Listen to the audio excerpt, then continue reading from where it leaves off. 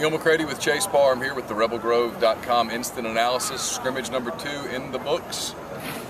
A lot like scrimmage number 1. Chase, Brandon Bolden played a little more, Jeff Scott a little more. Defensively, a lot of guys being held out because of injuries. Hard to get a complete read. Camp's over. This team's 2 weeks away from its opener against BYU, and the big story is quarterback. And after talking to Houston Nutt, we still don't know. No, we're not any closer at all. He said, there's not a drop-dead date. He doesn't really care when it happens. At the same time, you got to think over these next 3 or 4 days, he really wants to kind of hone in on maybe even 2, because right now he's acting like all 3 in there. Zach Stout had a pretty good day today. I guess none of the 3 really had a rhythm at any point. Thought Stout made some nice throws. Barry and Randall can obviously run, but right now there's just not that consistency that would put one of them over the top. Randall Mackey made the big play late in the scrimmage, throwing a 53-yard touchdown pass to Dante Moncrief. It was Moncrief's 2nd touchdown of the night.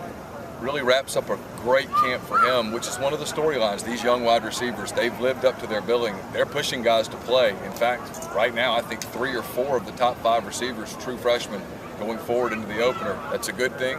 Could be a bad thing. We'll find out. Yeah, guys like, Melvin Harrison hasn't been out here, didn't play again tonight. He's going to have trouble finding some snaps all of a sudden with Brazel, with Moore even, kind of coming on with Tobias Singleton and Moncrief. Defensively, he said all the tackling to the ground was over, like you said.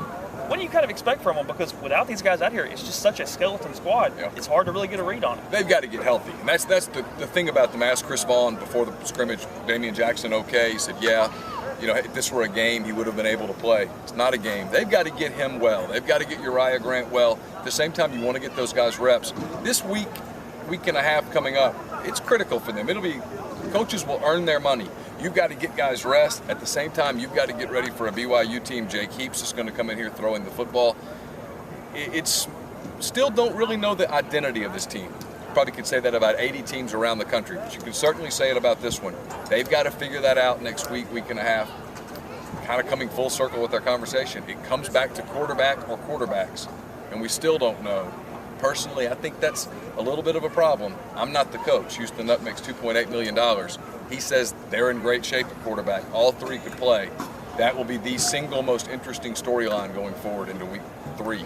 Yeah, 14 days away now. A couple of loose ends. Kicking game was really good tonight. Tyler Campbell's been really good. Bryson Rose hit a lot of field goals. And I think Devin Thomas showed a little bit that he can, if you get an injury, he can be that back to give you some reps and give you some snaps in there. So I think that was good to see, especially with a couple guys like Jeff Scott not getting a lot of time right now. Yeah, one last thing that I noticed, Ferbia Allen, Jamal Mosley, 2 tight ends. Ole Miss really has struggled the last few years at tight end. They've got 2 guys that are playmakers. Both made plays tonight. That's a real good sign for this team going forward, assuming they can find the guy that can get them the ball consistently. That wraps it for the instant analysis. Chase Parr, I'm Neil McCready. We'll be back with more next week as we get closer to Ole Miss and BYU right here at Vaught Hemingway, September 3rd.